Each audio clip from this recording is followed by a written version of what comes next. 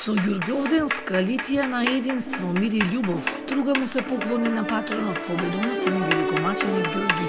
Илјадници верници од сите краишта на земјава и оваа година ја продолжија древната традиција. Во свечена поворка со чудотворната икона и моштите на светителот од Рајчица го осветија градот на мостовите.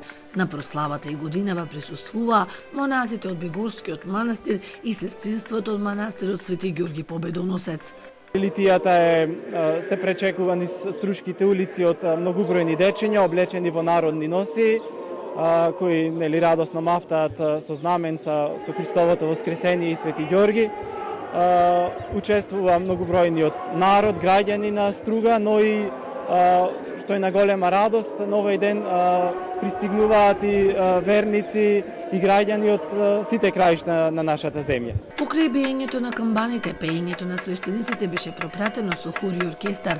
Оваа голема црковно-народна манифестација од година во година станува се помасовна. Стружани велат, овие денови за нив се посебни, ја чувствуваат милоста на големиот светител. Воскрес на градов, затоа што пред неколку години беа само неколку луѓе, неколку баби, а сега видите во колку голем број. Погледнете и самите видете радоста. Ми се чини дека денес се радуваат секое цвече, секое дрвце на светиот великомаченик Ѓорги.